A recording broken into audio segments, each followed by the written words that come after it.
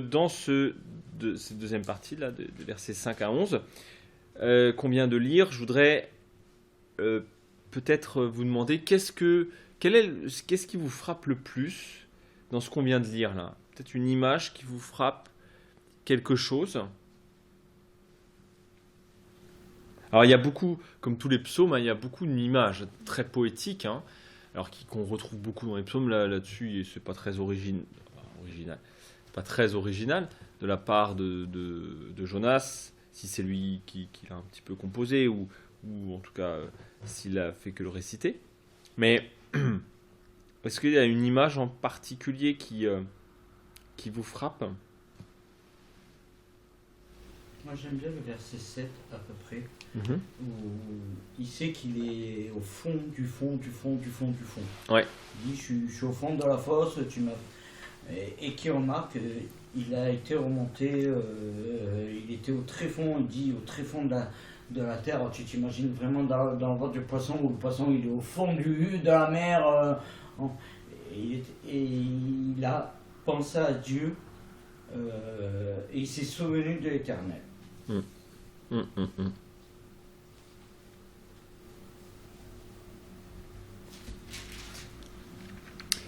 mm. Peut-être je voudrais commencer par le chapitre 5 et on va revenir un peu sur quelque chose qu'on avait commencé à développer la dernière fois.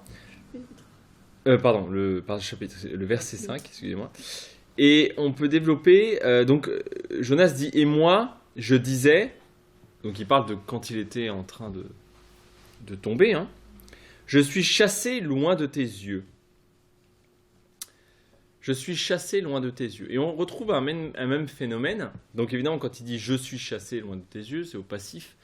Donc on sous-entend que c'est le Seigneur. Hein, il sous-entend « tu m'as chassé loin de tes yeux ». C'est intéressant, mais comment ça se fait qu'il est loin des yeux de l'Éternel, ici?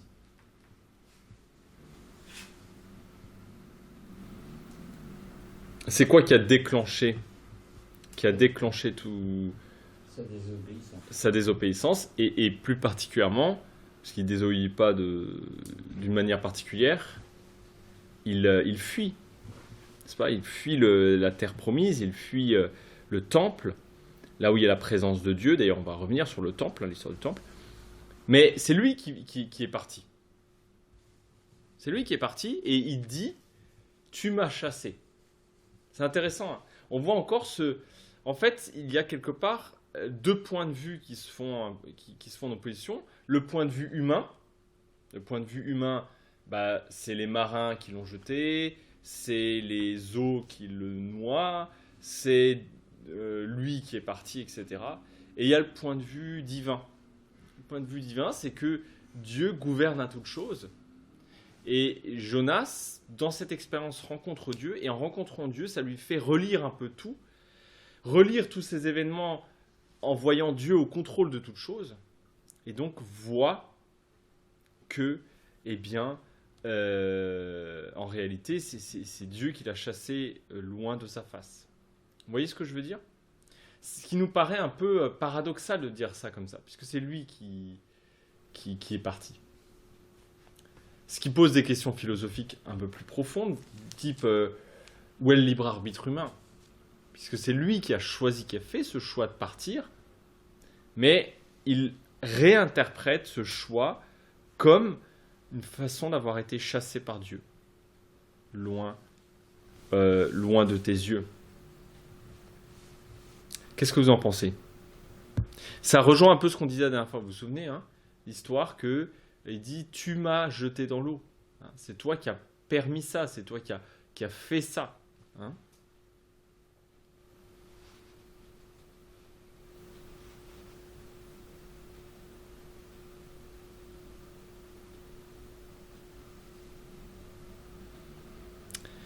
Ok.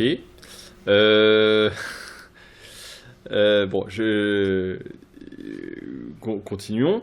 Peut-être il y aura d'autres commentaires qui viendront. Mais on pourrait presque parler de la souveraineté de la colère de Dieu. Hein. En fait, cette colère de Dieu, elle est souveraine, et elle utilise toutes choses, comme elle a utilisé Babylone d'ailleurs, pour venir contre le peuple de Dieu.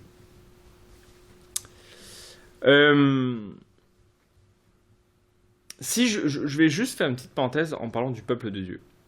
Le peuple de Dieu, donc je parle du peuple de Juda, quand ils voient arriver Babylone, ils sont donc attaqués, assiégés par Babylone, ils finissent par être vaincus par Babylone, et je fais simple, mais en gros ils sont exilés, et Babylone détruit le temple, c'est la destruction du premier temple. Et tous les prophètes réinterprètent ça comme étant non pas la victoire du dieu babylonien, mais le fait que c'est le Dieu du peuple élu qui a utilisé Babylone pour punir son peuple, son propre peuple. Et que donc c'est bien lui qui reste souverain. Mais que cette punition, c'est pas une punition simplement pour juste punir son peuple, mais c'est une punition de ce qu'on pourrait appeler une forme de justice restaurative. Alors c'est un peu à la mode de parler de ça, justice restaurative, c'est-à-dire que le but, c'est pas simplement punir pour punir, mais c'est punir pour réparer. C'est punir pour rappeler au peuple, appeler le peuple à la repentance. D'accord ? D'ailleurs, il y a tout un débat aujourd'hui dans la prison, dans le secteur de la prison, parce que en France, on a une vision de la justice qu'on appelle une vision de la justice punitive. En gros, vous faites quelque chose de pas bien et vous êtes puni pour ça d'une peine d'emprisonnement, à la fin de laquelle vous êtes censé avoir payé votre prix à la société, vous pouvez recommencer votre vie. Alors ça, c'est la théorie, parce que la pratique, c'est quand vous sortez de prison. Je vous souhaite bon courage pour trouver un boulot, pour trouver un logement, etc. Ce qui fait que vous avez une double peine, c'est que non seulement vous payez votre dette, mais en plus, eh bien, c'est très difficile de se réintégrer. Voilà. Et ce qui, en fait, est un cercle vicieux, parce que comme vous n'y arrivez pas de manière normale, eh bien, vous êtes obligé de retourner dans ce que vous savez faire, ça peut être des trafics, des machins, des ceci, des cela. Donc en fait, vous sortez jamais de ce cercle vicieux. Voilà, je fais la parenthèse, mais donc de plus en plus, il y a ce qu'on appelle un phénomène de justice restaurative, c'est-à-dire qu'on dit il faudrait que la punition qu'on mette ne soit pas là pour punir simplement les gens, mais pour réparer la relation qu'ils ont cassée entre eux et la société. D'accord ? Ils ont brisé la relation entre eux et la société, et donc le but de la punition ne doit pas être simplement de les punir, mais de réparer, vous voyez, cette relation entre eux et la société. Ce qu'on appelle la justice restaurative, et c'est un thème qui est assez à la mode en ce moment, sauf qu'évidemment on n'a pas d'argent pour mettre là-dedans, donc à part faire des colloques, on ne peut pas faire grand-chose d'autre. Mais voilà. Et c'est un peu le cas aussi de Dieu. Dieu, quand il punit son peuple, c'est pas simplement pour punir, c'est pas pour la beauté de la punition, etc., mais c'est pour appeler son peuple à la repentance. C'est ce qu'on appelle un phénomène de justice restaurative. D'accord ?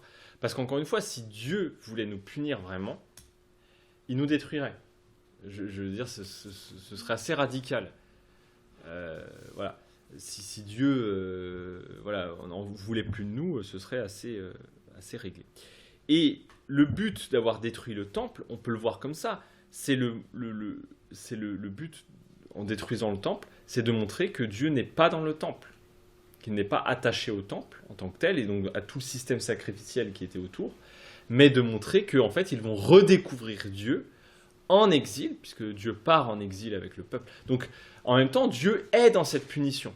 Et c'est ça qui est, vous voyez, qui est beau. C'est-à-dire que d'un côté, Dieu punit, mais il est entraîné aussi dans cette punition parce que tout le but, c'est justement d'appeler le peuple à revenir, à se convertir. On dit souvent que le péché est sa propre punition. C'est une expression, le péché est sa propre punition. Et en fait, la punition de Dieu, et vous verrez, ça arrive, quand on fait un peu attention à la Bible, c'est très souvent, en fait, en réalité, la conséquence du péché des hommes. Et en fait, simplement, Dieu, d'ailleurs, on voit beaucoup ça dans les psaumes, Dieu dit, je laisse faire les hommes, quoi. Je les laisse aller dans leur voie. en disant voilà, vous voulez aller dans la rébellion, allez-y. Et de ce point de vue-là, Jonas, c'est ce qui se passe. En fait, il était loin du Seigneur, et le fait que le Seigneur ait poussé Jonas à fuir, puisque c'est ça qu'on découvre en fait, c'est que pourquoi Jonas a fui. En fait, ce qu'on découvre, c'est que c'est Dieu qui a permis, alors comment, on ne sait pas, mais c'est Dieu qui a permis que Jonas fuit pour lui montrer qu'en réalité, il était loin de lui. Vous voyez ce que je veux dire ? Donc, on peut aussi parler de punition révélatrice. Le but de la punition de Dieu, c'est de révéler, et c'est ça le jugement de Dieu. Le jugement, c'est le fait de révéler les choses telles qu'elles sont. Et on révèle que le temple est vide, que donc de tout ce système sacrificiel n'est qu'une coquille vide. On révèle à Jonas qu'il est loin de Dieu, très très loin de Dieu. Et mais c'est aussi restauratif, c'est dans le sens de rappeler l'homme à Dieu. Donc en fait, d'un certain point de vue, Dieu ne fait que, j'ai envie de dire, pousser le système jusqu'au bout.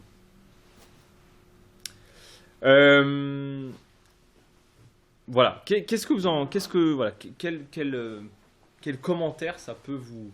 Est-ce qu'on peut être choqué de ça, de se dire, mais quand même c'est choquant de se dire que c'est Dieu qui d'un certain point de vue chasse en fait Jonas, vous voyez, hors de la terre, alors qu'on pensait jusqu'à maintenant en fait, on pensait que c'était Jonas qui était parti, ce qui est vrai d'un point de vue humain, mais d'un point de vue divin, en fait, on se rend compte que en réalité, c'est Dieu qui a permis ça.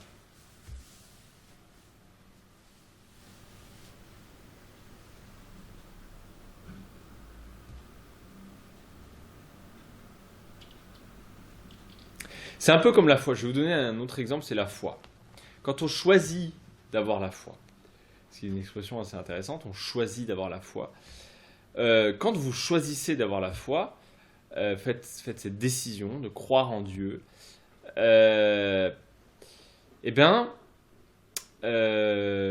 en tout cas vous prenez la décision parfois de continuer à croire en Dieu, parce que des fois, on a des moments de crise. On pense toujours que ça vient de nous, n'est-ce pas ? On se dit, c'est moi qui ai fait ce choix-là. Il y a un moment, c'était oui, non, la pilule bleue, la pilule rouge, là, dans Matrix. Il y a un moment, j'ai dit, ok, je vais croire en Dieu. En réalité, quand vous commencez à avoir beaucoup de maturité spirituelle, vous prenez de plus en plus conscience que la foi, c'est un don. Surtout quand vous voyez beaucoup de gens qui n'ont pas la foi, vous dites, mais en fait, c'est... Et même moi, avant que je me convertisse, je me dis, mais comment ça se fait que j'ai pu un jour me convertir.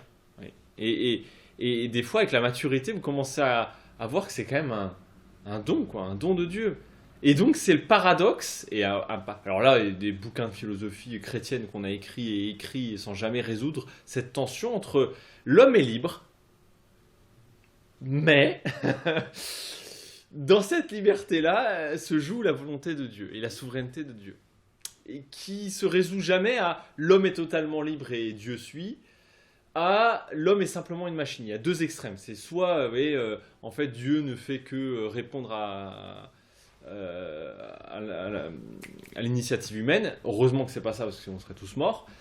Donc Dieu reste souverain. Et en même temps, on n'est pas des robots. Et au milieu, comment ça se joue ? C'est complexe. Et c'est là que se joue le point de vue humain et le point de vue divin, le point de vue de Dieu. Et se convertir d'ailleurs, et le but de la parole, c'est de nous introduire dans le point de vue de Dieu. D'accord ? Et là, Jonas se convertit parce que il entre dans le point de vue de Dieu, dans le plan de Dieu, vous voyez ? Et dans le plan de Dieu, c'est pas les marins qui l'ont mis dans l'eau, c'est pas lui qui est parti. Il se rend compte qu'il y a tout un mouvement de la volonté de Dieu pour le ramener à lui. Vous voyez ?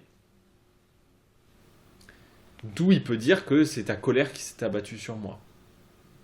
Mais la bonne nouvelle, c'est que c'est la colère de Dieu et pas la colère des hommes.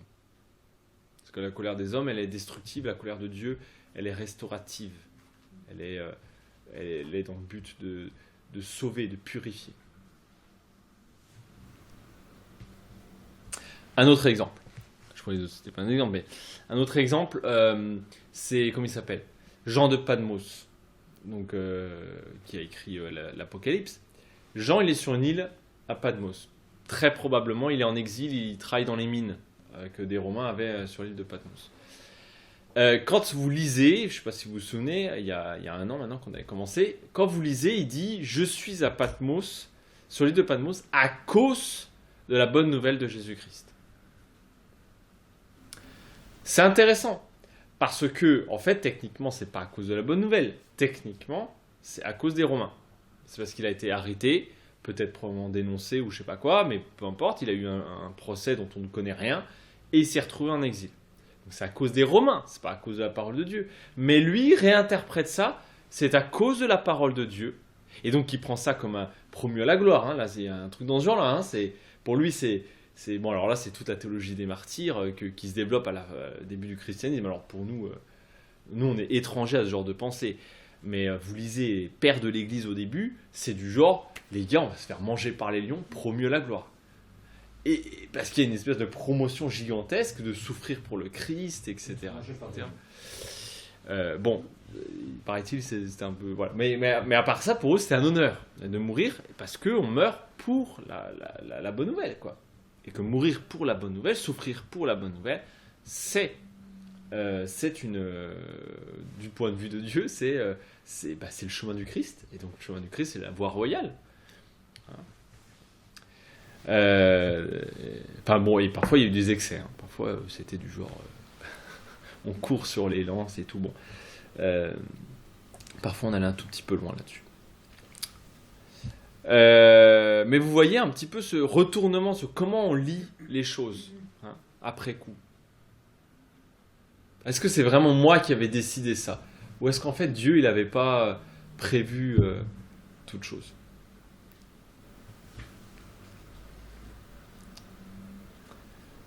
Des fois, voilà, on réfléchit aux choses et puis avec le temps, on discerne plus que c'est vrai que c'est Dieu qui avait permis. Avec le recul. Voilà, oui, avec le recul. On fait tout le...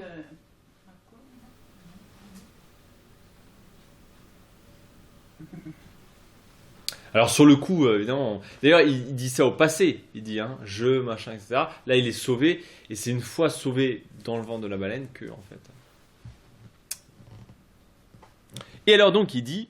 Je verrai, mais je verrai encore ton temple sacré. Voilà. Et là, il y a une certitude, je reverrai ce temple que je fuyais, ce temple dont j'ai été chassé loin de ton temple, c'est-à-dire loin de ta présence, hein, parce que ça, le temple de Dieu, c'est la présence de Dieu, mais je reverrai le temple, là où Dieu est.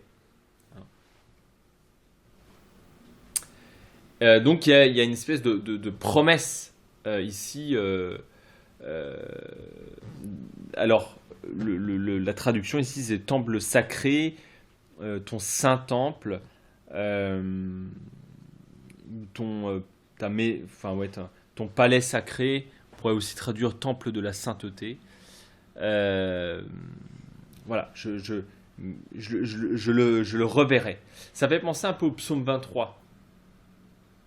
Le psaume 23, vous savez, c'est le psaume du pèlerin qui part, hein, il a fini son pèlerinage, il part, et il dit donc je vais affronter le désert, etc., parce qu'il rentre chez lui. Et il dit à la fin du psaume 23, il dit « Mais j'habiterai, ou je reviendrai » sur la traduction, « J'habiterai ou je reviendrai dans la maison de l'Éternel. » Il y a cette certitude, je reverrai la maison de Dieu. Et donc, il y a un petit peu ça ici, hein, je verrai encore ton temple sacré. Donc, il était au fond du Sheol, donc il était en dessous, en bas. Et il a déjà les yeux levés, hein, les yeux vers le temple sacré de Dieu, qu'il reverra. Quelque part, il n'y a pas plus éloigné que le Sheol et le temple, parce que le temple c'est la présence de Dieu, le Sheol c'est l'absence de Dieu. Donc entre les deux, comme ça, c'est les deux points les plus éloignés. Et lui qui est au fond du fond, déjà sait qu'un jour, il reverra le temple. Pour l'instant, c'est pas encore fait, hein. Il est dans le ventre d'une baleine, hein. Enfin, baleine, disons, un gros poisson, c'est pas quoi. Mais Ça doit être gros parce que quand même, voilà. On est d'accord que c'est pas un poisson rouge, mais il est dans le ventre du grand poisson. C'est pas encore fait qu'il revoit le temple. Hein. Mais voilà, il dit, mais je sais qu'un jour, je reverrai ton temple sacré.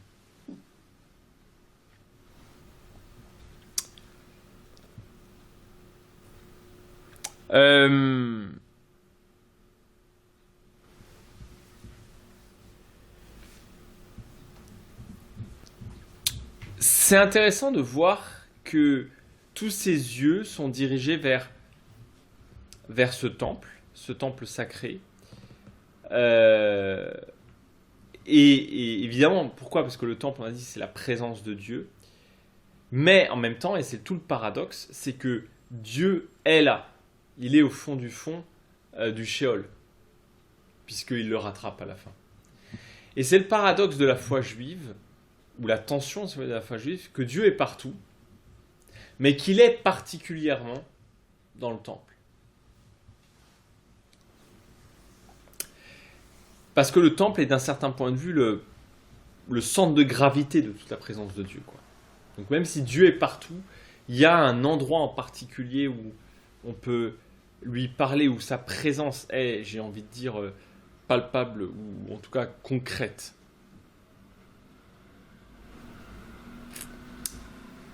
Et donc, prier, la prière de Jonas est sous-tendue par la promesse de Dieu, d'un certain point de vue, qu'il reverra le temple.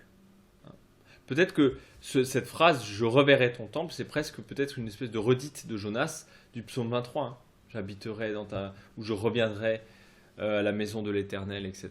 Et peut-être, j'en sais rien, mais imaginons, peut-être Jonas sort simplement ce psaume 23, ce morceau du psaume 23, mais je reverrai. Et ça, c'est quelque chose d'assez important de se dire que la prière que l'on adresse à Dieu doit toujours être basée sur la parole de Dieu. Je me souviens d'un pasteur qui suivait quelqu'un récemment et j'avais trouvé ce qu'il disait à cette personne très intéressante, cette personne d'un peu perdue, déboussolée dans sa foi. Et il lui demandait comment vous priez. Alors il dit voilà, je prie comme ça, un peu ce qui me passe par la tête. Et il dit on prie pas ce qui nous passe par la tête. Alors bien sûr qu'on prie, on prie pas de manière mécanique et il faut que ça soit quelque chose. Mais il dit si vous priez le Seigneur, il faut prier sur sa parole. Il faut le prier à partir de ce que Dieu promet, de ce que Dieu dit. Et ça doit être le fondement. Ça va être le fondement de votre prière. Sinon, votre prière, c'est simplement du blabla que vous sortez du fond du cœur. Et puis voilà. J'avais trouvé ça très, très fort. Voilà. C'est de la même manière que la foi se nourrit de la parole de Dieu, pas de juste de vent et d'effervescence qu'on peut mettre.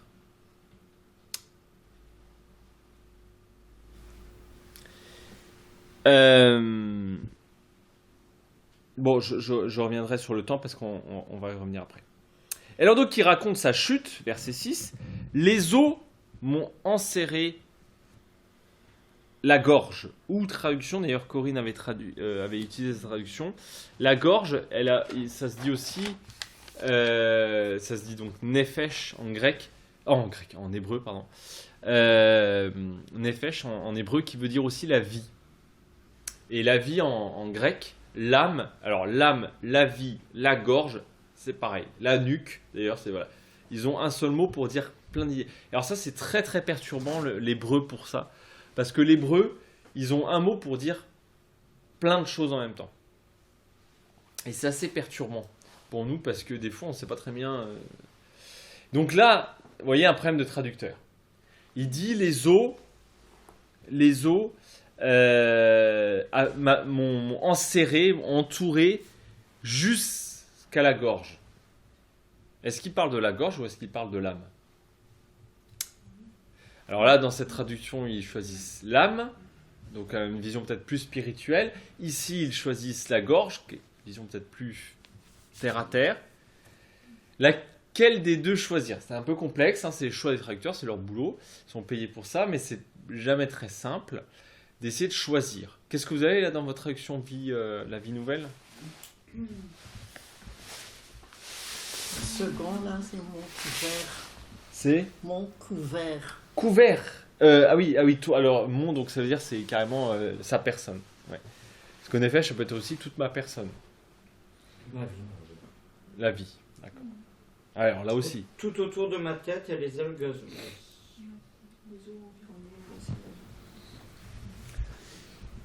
Alors parce que dans l'hébreu, dans la pensée hébraïque, en fait, il n'y a pas de distinction entre le concret et le spirituel. La vie et l'âme, dans la pensée hébraïque, c'est un peu la même chose. Oui. D'où le fait que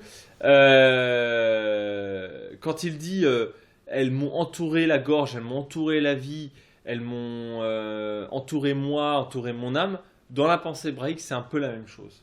On ne distingue pas aussi clairement, ce qui pose des grands problèmes de traduction dans une langue comme le français où on distingue quand même peut-être plus ces choses. Et en grec, j'en parle même pas.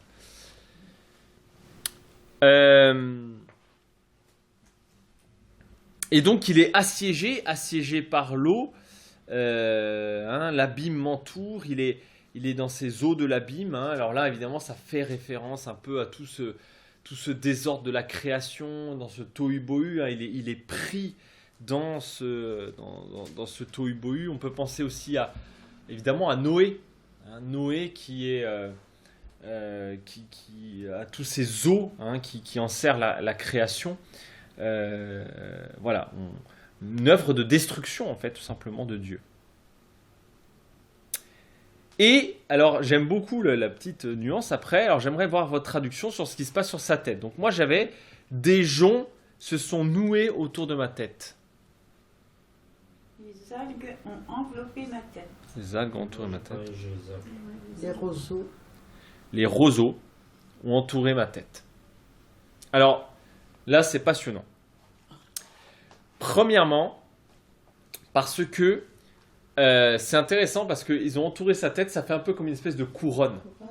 De couronne qui, alors vous allez vite voir à quoi ça peut faire référence spirituellement, mais évidemment il est en train de sombrer dans la mort, dans cette espèce de couronnement de la mort, et évidemment on ne peut pas s'empêcher de penser à la couronne du Christ ici, la couronne d'épines, la couronne qui accompagne le Christ dans cette mort qui entoure le Christ, à cette évidemment parodie de couronnement que lui-même vit là ici avec ses algues. Mais le mot hébreu pour parler d'algues, joncs, roseaux, c'est le même mot pour parler de la mer des roseaux ou la mer des joncs ou etc., qui est la fameuse mer que traverse le peuple élu pour sortir d'Égypte, qu'on appelle donc la mer des joncs ou la mer des roseaux. Et c'est le même mot qui est utilisé. D'accord ? Donc ça fait évidemment référence ici à l'Exode, d'accord ? Sauf que, en fait, au lieu d'être sauvé du milieu des eaux, si vous voulez, un peu comme le peuple élu, lui, il sombre comme Pharaon et les ennemis du peuple de Dieu. D'accord ? Puisque lui, il sombre dans l'eau. Il meurt comme les ennemis du peuple de Dieu. Et évidemment, ça fait penser à Jésus, encore cette figure christique, l'élu qui meurt pendant que les autres vivent. C'est la logique de la rédemption. Avec ce couronnement d'algues qui fait référence, voyez, au couronnement du Christ qui meurt, qui prend sur lui, en réalité, la punition pour que les autres puissent vivre et revenir vers Dieu.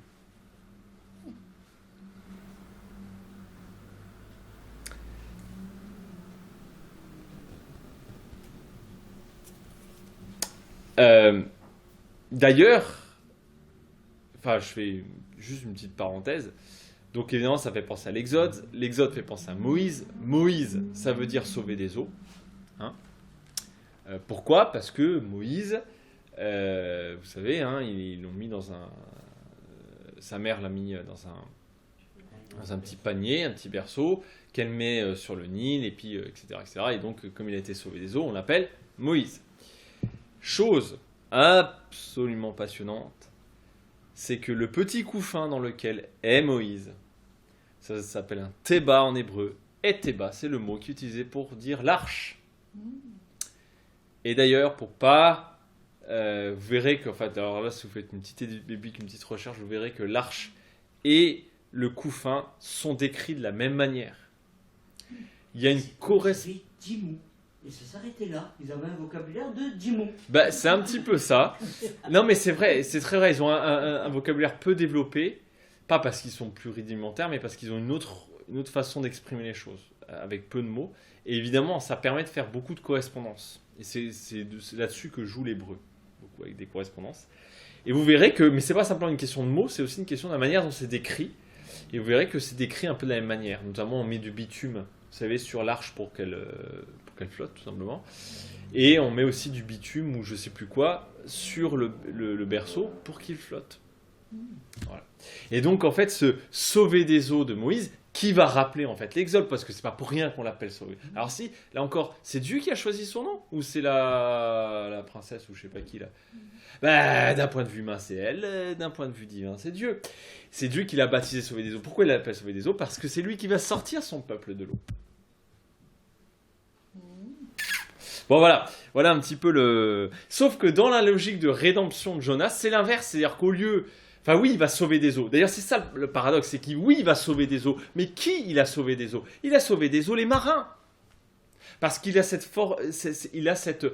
logique de la rédemption du serviteur souffrant qu'il porte en lui, ce couronnement dans la mort. Vous voyez, hein, il meurt pour les marins. Hein. Il prend la punition des pharaons, etc., pour que les marins puissent être sauvés. Voilà. Voilà un peu une lecture un peu spirituelle des choses. Donc, verset 7, il dit « Je suis descendu jusqu'aux ancrages, à la racine des montagnes. » Parce que dans la pensée juive, vous avez, enfin israélite, vous avez de l'eau partout. Et Dieu a permis qu'il y ait de la terre qui se forme au milieu de l'eau. D'accord ? Hein, la terre naît au milieu des eaux. Exactement d'ailleurs comme le peuple naît au milieu des eaux. Hein, c'est avec la séparation des eaux que naît le peuple. Mais c'est tout le processus de création en réalité que Dieu permet. Il permet en fait que la terre naisse au milieu des eaux. Ok ? Sauf qu'en fait, un peu par ricochet, on pense que les montagnes sont appuyées sur l'eau. D'accord ? Elle s'appuie sur de l'eau, et donc qu'il y a un peu cet ancrage des montagnes qui est dans l'eau. Et donc Jonas, je suis descendu jusqu'aux ancrages des montagnes, donc vraiment au plus bas du bas de l'eau, et même plus bas que la terre elle-même, et donc plus bas, c'est ça que je voulais dire, pourquoi c'est important de dire plus bas que la terre elle-même, parce que la terre, c'est cette miséricorde divine que Dieu permet au milieu de la mort, hein, c'est cet espace de vie que Dieu fait naître au milieu de la mort pour que la vie se développe dessus. D'accord ? Mais lui, il sort de là. Hein, il sort de cette un peu... vous voyez, de la... Je ne sais pas comment dire ça. Il sort de la création de Dieu d'un certain point de vue. Vous voyez, même si l'eau, en fait, ça fait partie de la création de Dieu. Mais je veux dire, il sort de cet espace de vie qu'il avait créé au milieu de l'eau, donc du chaos, de la mort, etc. Et même, alors j'avais beaucoup aimé la traduction que vous aviez utilisée, que toi tu avais lu, Pierre. Alors, je vais utiliser la mienne, mais après tu pourras peut-être lire la tienne. Les verrous de la terre m'enfermaient pour toujours. La terre avait déjà tiré derrière moi ses verrous pour toujours, mais du fond de la fosse, tu m'as fait remonter au éternel, mon Dieu. Voilà, les verrous de la terre. Donc c'est non seulement il était plus bas que la terre, donc, mais en plus elles ont fermé la porte à clé. Hein, donc les verrous, c'est une espèce de grande barre qu'on met pour fermer les portes. D'accord ? Donc il était, j'ai envie de dire, plus loin que la terre. Vous voyez ce que je veux dire ? Donc il était en bas du bas du bas. C'est le lieu de vie sans pouvoir vivre. Et en plus, pour toujours. Hein, pour toujours. Donc c'est, voilà. Et souvent, je ne sais pas si ça vous est déjà arrivé, mais quand on passe par une phase de deuil ou une phase de catastrophe dans nos vies, on a l'impression que ça va s'arrêter jamais. C'est ça qui donne le côté désespérant. On a l'impression que ça va jamais s'arrêter. Et c'est ce que vit Jonas. Il dit, voilà, les verrous de la terre m'avaient enfermé ou étaient fermés derrière moi pour toujours. On sent qu'on est exclu pour toujours. Mais, enfin, voilà, de toute la descente qu'on avait vue depuis Jonas 1, donc là, ouais, il en a fait de la descente, hein. Là, il a fait la piste noire, Jonas. Mais là, ce qui est bien, c'est qu'il est arrivé au bout. Il est arrivé au bout, et enfin, on a un changement de direction. Et le changement de direction, c'est quoi? Mais, tu m'as fait remonter vivant de la fosse. Tu m'as fait remonter vivant de la fosse. Si je vous dis ça comme ça vous fait penser à quoi? Tu m'as fait remonter vivant de la fosse. Résurrection. Daniel, la résurrection. Oui, mais je parle d'épisodes bibliques. Donc évidemment, Daniel, c'est le premier truc qui vient. Daniel, dans la fosse au lion ou dans la fournaise ardente.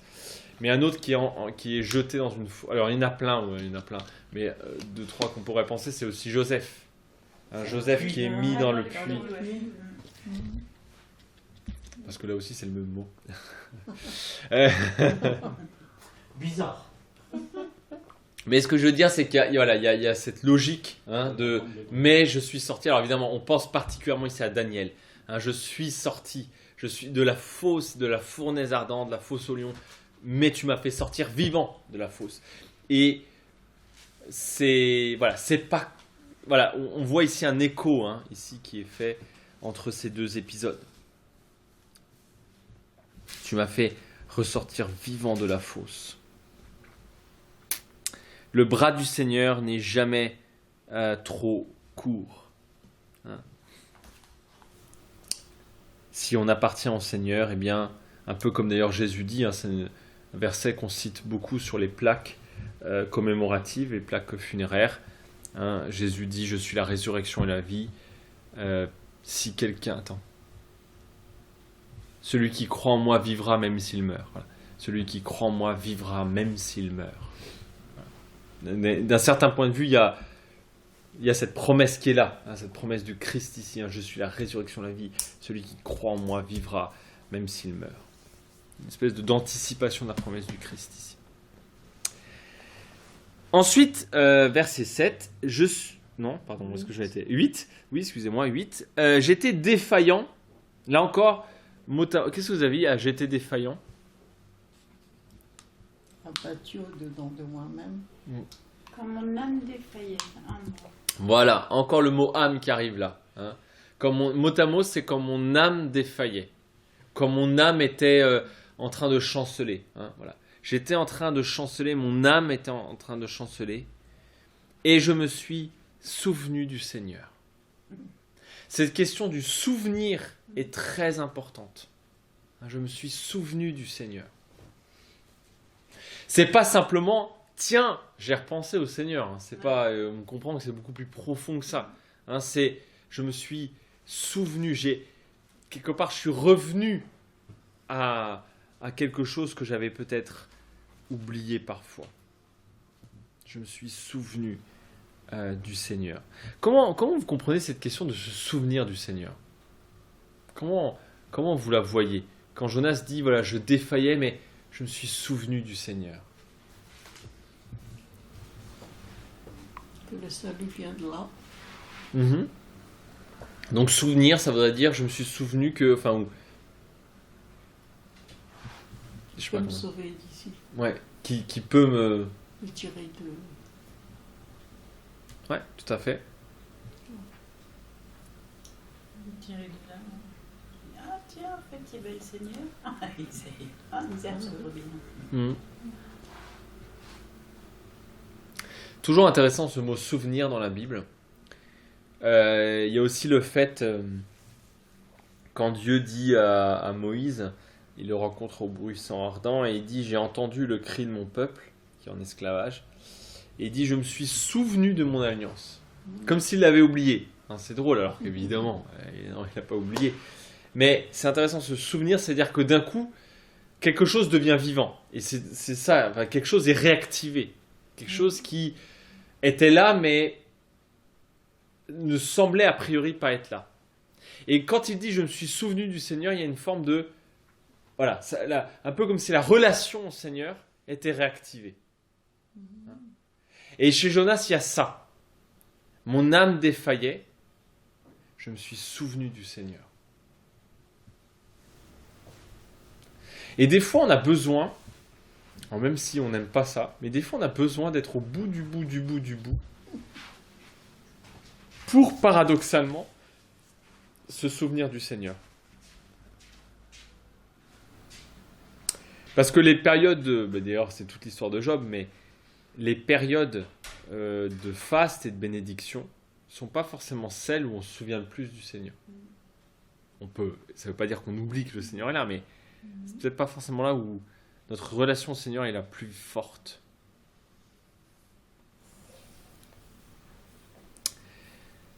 Ok, donc il se souvient du Seigneur, et ma prière est parvenue jusqu'à toi, jusqu'à ton temple sacré. Comment vous voyez cette question de la prière qui parvient jusqu'à Dieu? Ma prière est parvenue jusqu'à toi, jusqu'à ton temple sacré. Comment vous voyez? Est-ce que c'est... Alors évidemment, c'est dit de manière poétique, hein, mais comment vous voyez cette question que... Comme si, voilà, est-ce que ça veut dire que la prière, elle met du temps à venir? Comment vous voyez ça? Un cri de détresse. Le cri de détresse, donc oui, effectivement, Jonas crie à Dieu.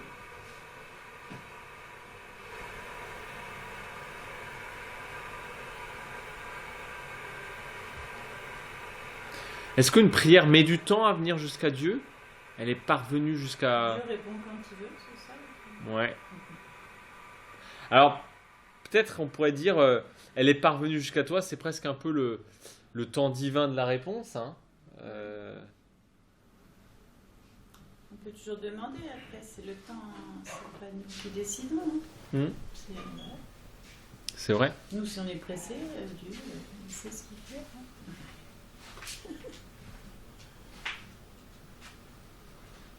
C'est vrai que des fois, quand on prie, surtout depuis longtemps, très longtemps, avec persévérance pour un sujet, des fois on a l'impression que la prière, elle met du temps à monter. Hein, ma prière est parvenue jusqu'à toi, jusqu'à ton temple sacré. Donc on voit de nouveau le temple qui est ici, hein, elle est parvenue jusqu'à ton saint temple.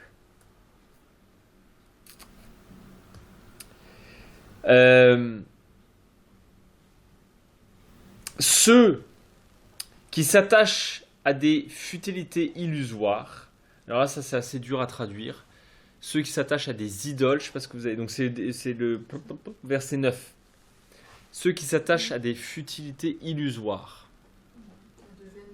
vaines idoles, Ceux qui regardent aux vanités mensongères. Voilà, vanité, belle traduction. Vanité mensongère. Alors évidemment, ça fait penser à... Ou vaines idoles. Voilà, c'est dur à traduire. Enfin, c'est dur. Il y a plusieurs options. C'est pas que c'est dur à traduire, mais il y a plusieurs options. Ça fait penser évidemment à Coëlette. C'est un peu le même mot. Hein. Vanité, vanité. Tout n'est que vanité. Hein. Oui, voilà. On l'appelait soit Coëlette, soit Ecclésiaste. Coëlette, c'est le mot hébreu. Et vanité, le mot vanité veut dire vapeur. Hein. Tout n'est que vapeur. Hein. Pourquoi? Parce que vous voyez, la vapeur, c'est ça. Ça fait beaucoup de... Voilà, mais en fait, ça disparaît. Hein. Vanité, tout n'est que vanité, tout n'est qu'illusion. Hein. Et donc, il dit bien, hein, ceux qui s'attachent à des vaines idoles ou à des futilités illusoires, donc on parle de l'illusion et que c'est vide, hein, que c'est vide. Ça a l'air plein, mais en réalité, c'est vide. Et ça, c'est le propre de... C'est le propre de... je vais y arriver. C'est le propre des idoles de ce monde. Hein. de paraître forts, alors qu'en réalité, ils sont vides. Et c'est tout, d'ailleurs, ce que disent les prophètes. Quand les prophètes disent ils sont faits de main d'homme, ils ont une bouche mais ne parlent pas, ils ont des yeux mais ne voient pas, etc. etc. C'est ça qu'ils veulent dire. Hein. Ils ont l'air de faire quelque chose, mais en réalité, ce n'est que du vide. Et l'être humain fonctionne beaucoup comme ça. Il fonctionne par paraître. Hein. La paraissance, ça se dit pas là. L'apparence. Hein. Tout est dans l'apparence. Et l'être humain se joue beaucoup sur l'apparence. Même si évidemment on dit non, le fond, c'est ça qui est plus important, etc. Oui. Mais même ce qui nous impressionne, c'est l'apparence. Hein. Si quelqu'un arrive et fait 2 mètres sur 2 mètres, tac, bon là on va se dire, hein, moi je suis un pacifique dans l'âme, je veux dire par là que, bon voilà, si c'est un petit gringalet, voilà, bon bah là, d'un coup on roule plus les mécaniques. Hein? Mais même un truc qui... oh là là, c'était... Vous voyez, c'est des... D'ailleurs, moi, ça m'exaspère quand je vois... Bon, parce que aussi les Américains, ils sont comme ça. Les Américains sont très comme ça. C'est beaucoup dans l'apparence, il faut en jeter plein les yeux. Mais je voyais des cultes.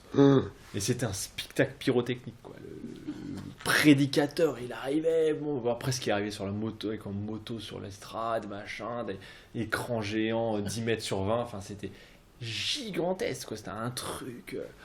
Puis moi j'étais là, mais... Et alors, bon, ce qu'il prêchait c'était sans doute très bien, mais je me disais, c'est fou parce que la problématique de tout ça, parce qu'on va dire c'est pour la gloire de Dieu. Un peu du pasteur aussi, hein, quand même. Il y a quand même un chèque à la fin du mois, mais bon. Mais je veux dire par là que sur quoi on joue, vous voyez, face aux êtres humains, sur quoi on joue quand on joue à ça. Je cite souvent cet exemple parce que ça m'a beaucoup frappé. Mais j'ai connu quelqu'un qui a connu les débuts du charismatisme en France, dans les années 50-60, et il disait, moi, quand je suis entré dans l'église pentecôtiste, on faisait ça dans les caves, parce qu'il n'y avait pas de grands machins, on faisait ça dans les caves. On avait 2 trucs en bois. On avait mis des morceaux de scotch sur les fenêtres, parce qu'il y avait le vent qui passait, machin, etc., etc. On avait une pauvre guitare désaccordée, et on tapait sur les bancs pour faire le tam-tam. Je veux dire, c'était ça, quoi. Et il disait, on a eu des soirées extraordinaires, mais des soirées où l'Esprit de Dieu était là, etc. Il dit, aujourd'hui, je vais dans une salle... Il y a 500 chaises, c'est des fauteuils de cinéma, il y a climatisation, machin, écran géant, tu peux suivre le culte que tu es en train de regarder, mais tu peux le suivre sur ton portable en même temps, hein, ce qui fait que tout le monde le regarde sur son portable, évidemment, pour pas regarder en vrai, bon bref. Et il dit, mais en même temps... Ah si, je vais le faire croire qu'il regarde sur le téléphone, Ça mais il sent le regarde les creux. matchs de foot. oui. Non mais bon, j'exagère un peu, et puis là, je sais pas pour taper sur eux en particulier ou pas, puis il y en a dans lequel l'esprit est là, c'est pas... Mais lui, il me disait, j'ai finalement été déçu parce que ouais, il y avait plein de confort, plein de choses, plein de trucs super bien et tout qu'on faisait, mais il dit, je ressens pas ce que je ressentais au tout début des soirées qu'on faisait avec trois chaises en bois et machin, et voilà, quand tout est justement dans cette futilité illusoire. Et ceux qui s'attachent aux futilités illusoires, aux vaines idoles, eux, éloignent d'eux la fidélité. Qu'est-ce que vous avez comme traduction? Ça, c'est très important. Éloigne d'eux la fidélité. Se prive de la grâce. Ouais. La grâce, Abandonne la grâce. la grâce, La miséricorde. la miséricorde. Alors ça, c'est un mot hébreu qui se dit en hébreu chesed, qui est quasiment impossible à traduire en français. Parce que en fait, c'est un concept qui n'existe pas en français. Très difficile à traduire. Ça veut dire à la fois la compassion, l'amour, la fidélité, la miséricorde, la loyauté, etc. La grâce. Voilà, c'est assez difficile à traduire. Mais vous voyez, c'est un peu cette idée-là de compassion, mais en même temps de compassion, mais fidèle. Hein. Et donc, ils disent, voilà, ceux qui s'attachent aux choses qui sont... Parce qu'on pourrait se dire, bon ok, on s'attache à de la vapeur, on s'attache à du vide, et après? Peu importe, hein.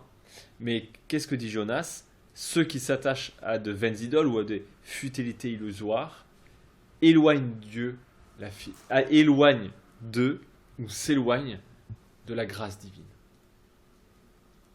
Hein?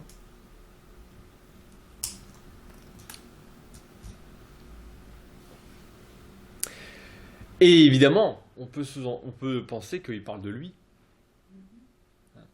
Parce que qui s'est éloigné de la grâce de Dieu? C'est Jonas. Ce qui veut dire que tout Israélite qu'il était, tout bon juif qu'il était, il était peut-être attaché, malgré tout le culte qu'il faisait, le sacrifice qu'il faisait, c'était sûrement un bon juif du dimanche, si vous me permettez l'expression. Bien sous tout rapport, il donnait sa dîme, faisait son petit sacrifice mensuel ou je sais pas quoi, mais que peut-être qu'il s'était attaché à autre chose qu'à la recette divine, à la grâce divine.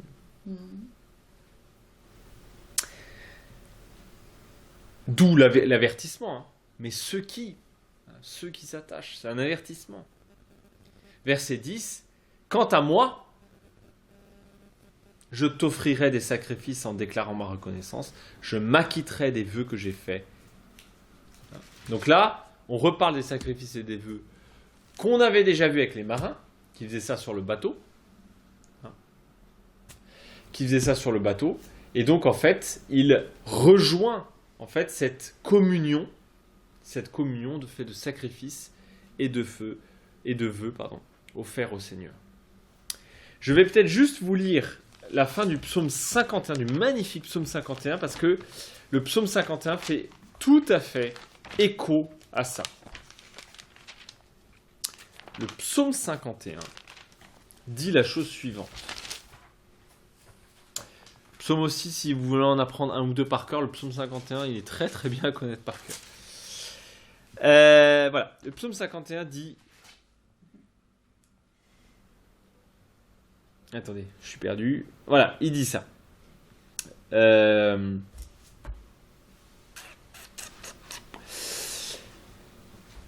Crée en... Ouais, en fait, j'ai presque envie de tout lire, mais bon, ouais, on va tout lire. Ô Dieu, fais-moi grâce selon ta fidélité. Selon ta grande compassion, efface mes transgressions. Lave-moi complètement de ma faute, purifie-moi de mon péché. Car je connais mes transgressions, mon péché est constamment devant moi. Envers toi et toi seul j'ai péché. J'ai fait ce qu'il te déplaisait, de sorte que tu seras juste dans ta parole, sans reproche dans ton jugement. Moi je suis né dans la faute, ma mère m'a conçu dans le péché. Mais tu prends plaisir à la loyauté du fond du cœur. Au plus secret de moi-même, fais-moi connaître ta sagesse. Ah, j'aime pas beaucoup cette traduction. Tiens. Bref, peu importe. Enfin, c'est juste le style, je trouve un peu lourd. Ôte mon péché avec l'hysope et je serai pur. Lave-moi et je serai blanc plus que la neige. Hein, blanc plus blanc que neige, ça vient de là. Ôte mon péché avec l'hysope et je serai pur. Ça j'ai dit. Annonce-moi la gaieté et la joie, et les eaux que tu as écrasées seront dans l'allégresse. Détourne de moi mes péchés, efface toutes mes fautes. Crée en moi un cœur pur, ô mon Dieu. Rends à nouveau le souffle sûr en moi. Ne me jette pas loin de toi. Ne me reprends pas ton souffle sacré. Rends-moi la gaieté de ton salut et qu'un souffle généreux me soutienne. J'apprendrai tes voies à ceux qui se révoltent et les pécheurs reviendront à toi. Ô Dieu, Dieu de mon salut, délivre-moi du sang et ma bouche criera ta justice. Seigneur, ouvre mes lèvres et ma bouche dira ta louange. Car tu ne prends pas plaisir au sacrifice, sinon je t'en offrirais. Tu n'agréerais pas d'holocauste. Les sacrifices de Dieu, c'est un esprit brisé, un cœur brisé, écrasé. Ô Dieu, tu ne le méprises pas. Dans ta faveur, fais du bien à Sion. Bâtis les murs de Jérusalem. Alors, tu prendras plaisir aux sacrifices de justice, holocaustes et offrandes totales. Alors, on offrira des taureaux sur ton autel. Magnifique, psaume 51. Qui dit en gros, tu ne cherches pas des sacrifices. Ce que tu veux, c'est un cœur brisé et broyé. Hein, un cœur qui se remet à Dieu, si vous voulez, hein, qui est brisé dans son orgueil, etc., qui en Dieu trouve une vie nouvelle. Et alors, hein, une fois qu'il rebâtit Jérusalem, rebâtit les murs de Jérusalem, alors on pourra offrir des sacrifices. Donc, c'est ça qui est intéressant, parce qu'il termine sa prière, Jonas, en disant « Je ferai des sacrifices et des vœux que je t'ai faits. » Mais il le faisait déjà, ça, avant. Ce qui a changé, c'est qu'il s'est souvenu du Seigneur. Cette magnifique phrase de « souvenir ». Comme dit Dieu, ce que je ne veux pas, c'est des sacrifices, mais un esprit brisé. Mais quand la relation est rétablie, alors on peut offrir de justes sacrifices. Je ne sais pas si c'est très clair. Hein, Car quoi ? Car c'est au Seigneur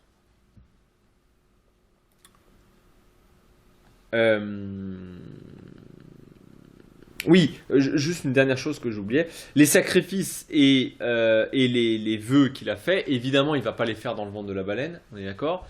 Ça refait référence au temple, puisque c'est au temple qu'il va faire le sacrifice. Et c'est intéressant parce qu'il est encore, j'ai envie de dire, les yeux fixés sur le temple sacré dans lequel il reviendra. D'accord ? Et ça montre que, on dit souvent, en fait, les chrétiens sont toujours un peu en stéréovision. J'aime beaucoup cette expression, hein. La stéréovision. C'est-à-dire que d'un coup, ils ont un œil vraiment sur ce que Dieu a fait pour eux en Jésus-Christ et au retour du Christ. Hein ? Il y a un peu un double regard. À la fois un regard en arrière, le fait que ce que Christ a accompli à la croix, et en même temps, ce qui sera achevé au retour du Christ. Et il y a un peu ces deux choses. De la même manière que Jonas se souvient de ce que Dieu a fait pour lui alors qu'il était au fond du gouffre, et en même temps, il a le regard plongé dans ce futur où de nouveau il pourra rendre grâce et offrir des sacrifices.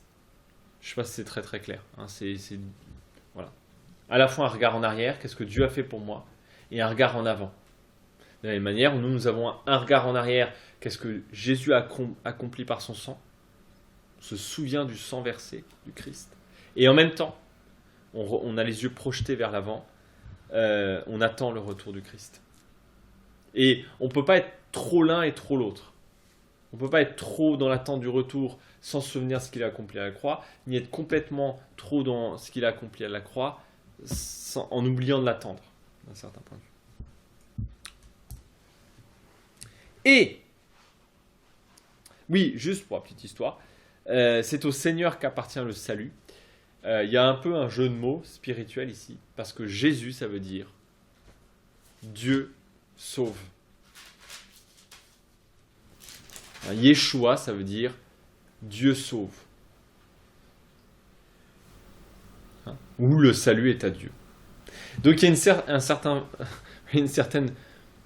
jeu de mots spirituel ici, évidemment que Jonas a absolument pas, comment dirais-je, ne cherche pas à faire, mais il y a une correspondance, un écho qui est fait déjà à Christ. Hein.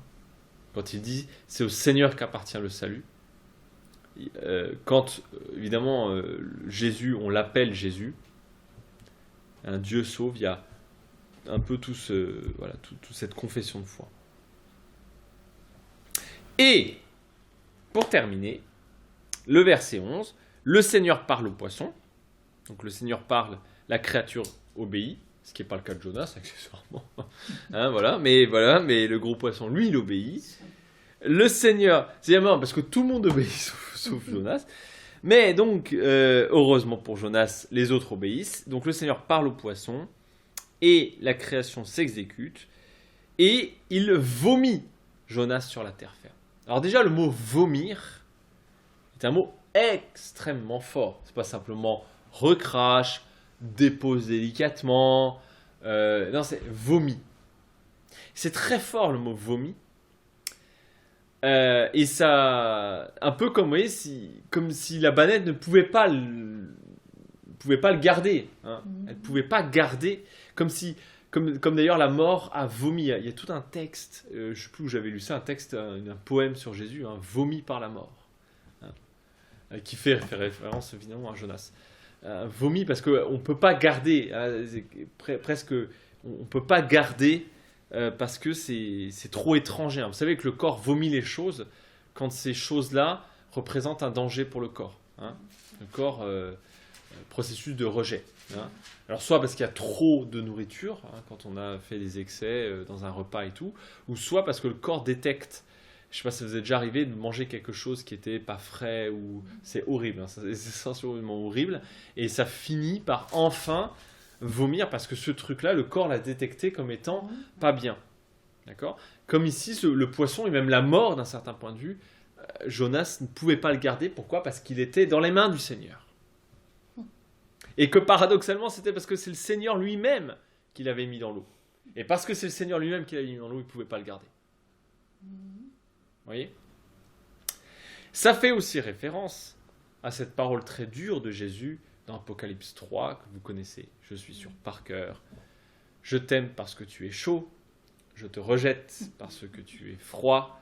Mais je te vomis parce que tu es tiède. D'un certain point de vue, soit nous sommes vomis par le péché et la mort, soit nous sommes vomis par le Christ. Mais tôt ou tard, on est vomi par quelqu'un. La question, c'est de savoir de qui nous devons être vomis. Voilà, je suis désolé de terminer sur une parole un peu... Voilà. Mais je voudrais terminer sur voilà, avec un dernier jeu spirituel, voilà, pour vous faire plaisir. Un dernier jeu de la parole, c'est sur le fait qu'il le vomit où ? Et non, heureusement, il ne le revomit pas dans l'eau. Il le vomit sur la terre ferme. Et ça, c'est très intéressant.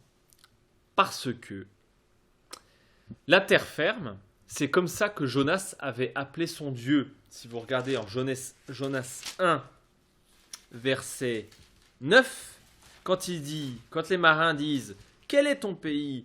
De quel peuple es-tu » etc. Jonas leur répond « Je suis hébreu et je crains le Seigneur, le Dieu du ciel, qui a fait la mer et la terre ferme. » D'accord ?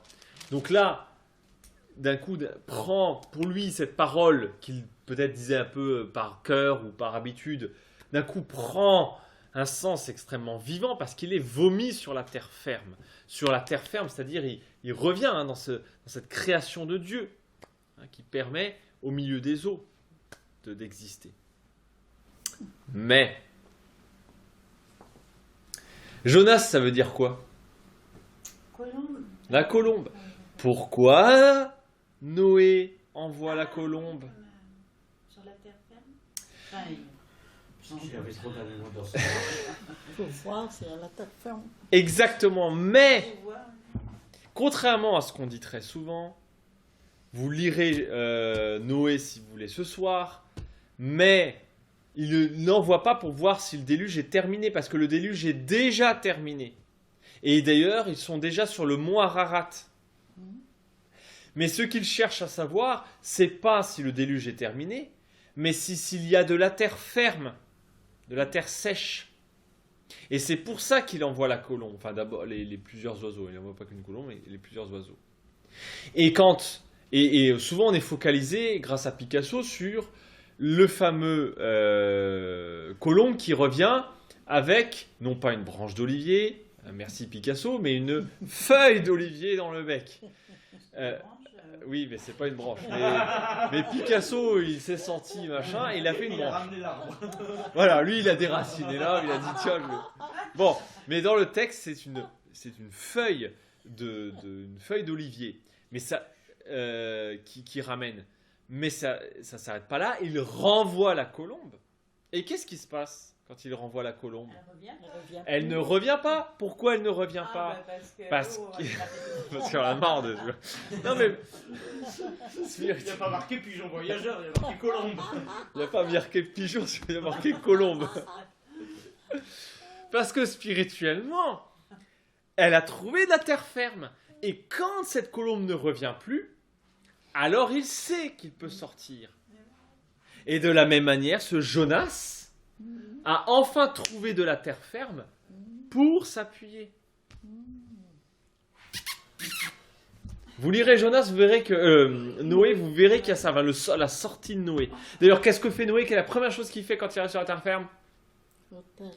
Il fait un autel avec des holocaustes. Alors j'offrirai des holocaustes sur ton temple sacré. Et alors une dernière on continue ce petit truc. Dans la colombe, où est-ce qu'on la voit? On la voit arriver sur Jésus. Le Saint-Esprit qui descend sous la forme d'une colombe. Jésus sort du milieu des eaux. Et si la colombe descend sur Jésus, c'est parce qu'elle a trouvé en Jésus la terre ferme où elle peut s'appuyer. C'est beau ça. Voilà. Très beau. Voilà le roc qui est là. Et peut-être je voudrais terminer simplement en vous lisant 3 versets d'un magnifique psaume, le psaume 40,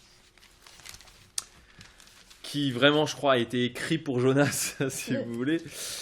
Un peu en écho, évidemment, c'est écrit par David, mais qui dit, psaume 40, « J'ai espéré le Seigneur, il s'est incliné vers moi, il a entendu mes appels au secours. Il m'a fait remonter du gouffre de destruction, de la boue, de la fange.